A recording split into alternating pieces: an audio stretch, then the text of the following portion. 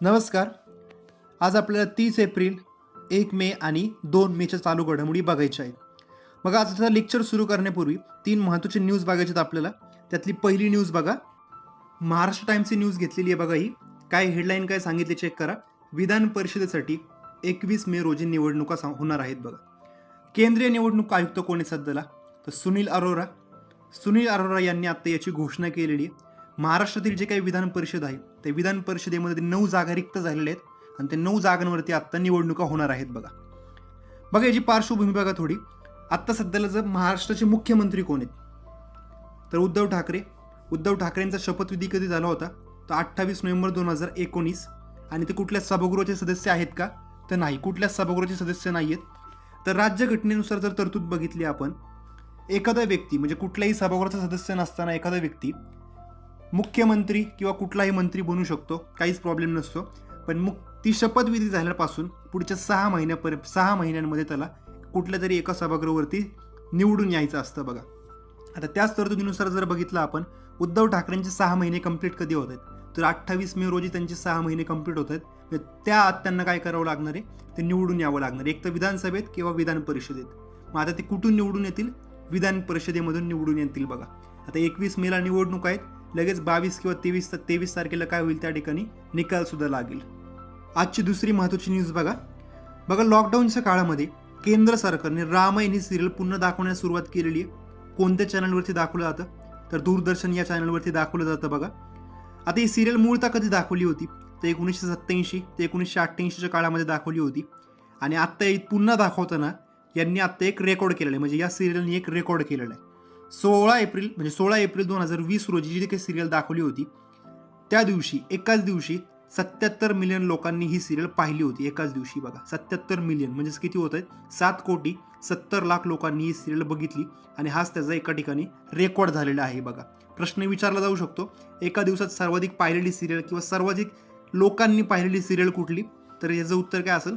रामायण. बघा कन्फ्युजन काय होऊ शकतं इथं. रामायण पण पुन्हा दाखवायला सुरुवात केली आणि महाभारत पण पुन्हा दाखवायला सुरुवात केलेली. आपल्याला दोन्हीमध्ये कन्फ्युजन होऊ शकतं, पण रामायण तसं उत्तर असणार आहे बघा. इथं अजून एक महत्त्वाचा पॉईंट, रामायण कोणी लिहिलं होतं तर वाल्मिकी ऋषी यांनी लिहिलं होतं बघा, वाल्मिकी. या न्यूजमध्ये काय काय पॉईंट सांगितले एकदा चेक करा परत. बघा, रामायण आणि महाभारत या दोन्ही सिरियल दूरदर्शनवरती दाखवायला पुन्हा सुरू केलेली आहे. त्यातली रामायणने एक रेकॉर्ड केलेलं आहे. रेकॉर्ड कोणत्या दिवशी झाला तर 16 एप्रिल 2020 रोजी हा रेकॉर्ड झाला. आणि रेकॉर्ड काय होता तर एकाच दिवशी 77 मिलियन लोकांनी ही सिरियल पाहिली. 77 मिलियन म्हणजेच किती? 7,70,00,000 लोकांनी एकाच दिवशी पाहिली होती. आणि रामायण कोणी लिहिलं होतं तर वाल्मिकी यांनी लिहिलं होतं बघा.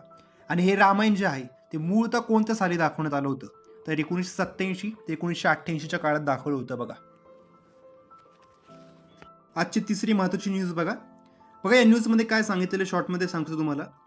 केंद्र सरकारने काय केलेले, प्रत्येक राज्याचे पुन्हा एकदा झोन पाडलेले आहेत. म्हणजे कोरोनाचे जे काही पेशंट आहेत त्या पेशंटच्या संख्येनुसार पुन्हा एकदा झोन पाडलेले आहेत. आपण लास्ट लेक्चरमध्ये पण पॉईंट सांगितला होता. ग्रीन झोन म्हणजे काय? एकही पेशंट नाहीये. ऑरेंज झोन म्हणजे काय? 1 ते 10 पेशंट आहेत. आणि रेड झोन म्हणजे काय तर 10 पेक्षा जास्त पेशंट आहेत. बघा, महाराष्ट्राची जर आकडेवारी आज जर पाहिली आपण, आज म्हणजेच किती 2 मेला जर आकडेवारी पाहिली, 11,000 पेक्षा जास्त रुग्ण महाराष्ट्रामध्ये आहेत. आणि 11,000 पैकी 7,000 फक्त कुठे आहेत तर मुंबईमध्येच फक्त 7,000 रुग्ण आहेत बघा.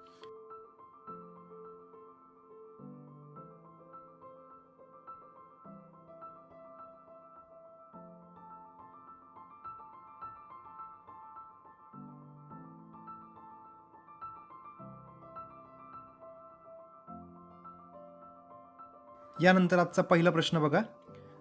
कोविड-19 सेस लागू करणारे भारतातील प्रथम राज्य कोणते? याचं उत्तर आहे नागालँड. आता याचा एक्झॅक्ट अर्थ काय होतोय बघा. नागालँडने काय केलेलं आहे, इथं पेट्रोलवरती 6 रुपये म्हणजे पेट्रोलची किंमत 6 रुपयाने वाढणार आहे आता, आणि डिझेलची किंमत 5 रुपयाने वाढणार आहे फक्त नागालँड राज्यामध्ये. आता हा एक्स्ट्राचा इन्कम जो काय असणार आहे, म्हणजे पेट्रोल 6 रुपयाने वाढलं आणि डिझेल 5 रुपयाने वाढलेले, हा एक्स्ट्रा पैसे जे काय जमा होतील याचा खर्च कुठे केला जाणार आहे तो कोविड-19साठी जो काही उपचार होतोय त्यासाठी याचा खर्च केला जाणार आहे बघा. त्याला आपण काय म्हणतो? सेस असं म्हणतो बघा. कोविड-19 सेस लागू करणारे प्रथम राज्य कुठले तर नागालँड. पुढचा प्रश्न बघा. युनोमधील भारताचे प्रतिनिधी म्हणून कोणाची नियुक्ती करण्यात आली? याचं उत्तर आहे TS त्रिमूर्ती. बघा यापूर्वी कोण होते तर सईद अकबरुद्दीन हे होते आणि त्यांच्या जागी आता कोणाची नियुक्ती करण्यात आली, TS त्रिमूर्ती यांची नियुक्ती करण्यात आली. आता युनोचा पार्ट आलाय तर युनो संबंधी माहिती बघा युनोची स्थापना कधी करण्यात आली होती तर 24 ऑक्टोबर 1945ला स्थापना करण्यात आली होती आणि याचं मुख्यालय कुठे आहे तर न्यूयॉर्क येथे मुख्यालय आहे बघा. पुढचा प्रश्न बघा, ऋषी कपूर यांचा शेवटचा चित्रपट कोणता? याचं उत्तर आहे द बॉडी. आता बघा द बॉडी ह्या चित्रपटाचं काम पूर्ण झालं होतं आणि तो रिलीज सुद्धा झाला होता, त्यामुळे इथं या प्रश्नाचं उत्तर 100% बरोबर कुठले येते तर द बॉडी. पण जर प्रश्न सेम टू सेम असाच विचारला आणि जर द बॉडी हा पिक्चर म्हणजे पर्यायामध्ये जर दिलेलं नसेल तर त्यावेळेस उत्तर काय असेल तर त्यावेळेस आपलं उत्तर असेल शर्माजी नमकीन हे उत्तर असेल.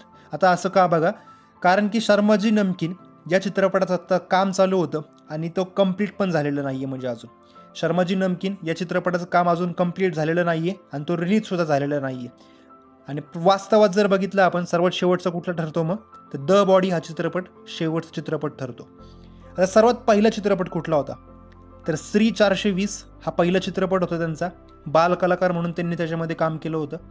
त्याच्यानंतर मेरा नाम जोकरमध्ये ते दिसले होते आणि त्यासाठी त्यांना राष्ट्रीय पुरस्कार सुद्धा भेटला होता बघा.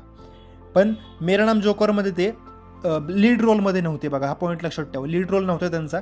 लीड रोलसाठी त्यांचा पहिला चित्रपट कुठला होता तर बॉबी हा पहिला चित्रपट होता बघा, बॉबी. बघा परत एकदा रिपीट करू, ऋषी कपूर यांचा पहिला चित्रपट श्री 420 आणि त्याच्यामध्ये बालकलाकार म्हणून काम केलं. त्याच्यानंतर मेरा नाम जोकरमध्ये पण होते पण लीड रोल नव्हता त्याच्यामध्ये आणि मेरा नाम जोकरसाठी त्यांना कुठला पुरस्कार भेटला, राष्ट्रीय पुरस्कार भेटला होता. लीड रोलसाठी पहिला चित्रपट कुठला होता तर बॉबी आणि सर्वात शेवटचा चित्रपट द बॉडी. आणि सर्वात शेवटी आत्ता कुठल्या चित्रपटाचं काम चालू असतानाच त्यांचा मृत्यू झालेला आहे तर शर्माजी नमकीन. आता इथं अजून एक प्रश्न आहे बघा की ऋषी कपूर यांचा मृत्यू कशामुळे झाला होता तर म्हणजे कुठला रोग होता तर कर्करोग होता. तर कर्करोगामध्ये पण बरेच प्रकार पडतात बघा. आता यांचा मृत्यू कोणत्या कर्करोगामुळे झाला तर ल्युकेमिया नावाचा कर्करोग झाला होता बघा, ल्युकेमिया. आता हा ल्युकेमिया काय असतो, आपल्या रक्तामध्ये 3 प्रकारच्या रक्तपेशी असतात, WBC, RBC आणि प्लेटलेट्स. आता WBCचं प्रमाण किती असतं रक्तामध्ये तर 5000 ते 11000 पर MM³ एवढं प्रमाण असतं बघा, 5000 ते 11000 पर MM³. आता हेच जर प्रमाण 2 लाखापेक्षा जर जास्त गेलं तर त्यालाच काय म्हणतो आपण ल्युकेमिया असं म्हणतो. ल्युकेमिया म्हणजेच काय, पांढऱ्या रक्तपेशींचा कॅन्सर किंवा फक्त त्यालाच काय म्हणतो आपण ब्लड कॅन्सर असं म्हणतो बघा. पुढचा प्रश्न बघा, इरफान खान यांचा शेवटचा चित्रपट कोणता? याचं उत्तर आहे अंग्रेजी मीडियम. आता इथं पण कन्फ्युजन होऊ शकतं बघा, पर्यायामध्ये टाकताना अंग्रेजी मीडियम आणि हिंदी मीडियम असे पॉईंट दिले जातील. हिंदी मीडियम पण त्यांचा चित्रपट आहे, तो 2018ला रिलीज झाला होता आणि अंग्रेजी मीडियम हा त्यांचा सर्वात शेवटचा चित्रपट म्हणजे 2020ला रिलीज झाला होता. पॉईंट लक्षात ठेवा, सर्वात शेवटचा चित्रपट कोणता त्यांचा तर अंग्रेजी मीडियम. आता इरफान खान यांचं पण निधन झालेलं आहे. त्यांचा पहिला चित्रपट कुठला होता तर सलाम बॉम्बे 1988ला आला होता बघा, सलाम बॉम्बे चित्रपट.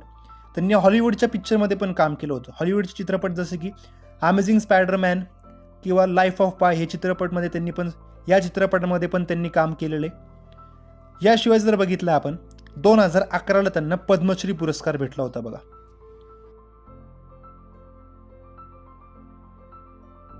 यानंतर पुढचा प्रश्न बघा, चुन्नी गोस्वामी कोणत्या क्षेत्राशी संबंधित आहेत? याचं उत्तर आहे क्रीडा क्षेत्राशी. बघा हा प्रश्न का महत्त्वाचा आहे, चुन्नी गोस्वामी यांचं सुद्धा निधन झालेलं आहे त्यामुळे हा प्रश्न विचारला जाऊ शकतो. आणि इथं उत्तर देताना मी इथं फुटबॉल क्षेत्राशी असं लिहिणार होतो पण फक्त फुटबॉल म्हटलं तर चुकीचं राहील पॉईंट, कारण की ते क्रिकेटसुद्धा खेळले होते बघा. सुरुवातीला त्यांनी फुटबॉल खेळायला सुरुवात केली होती.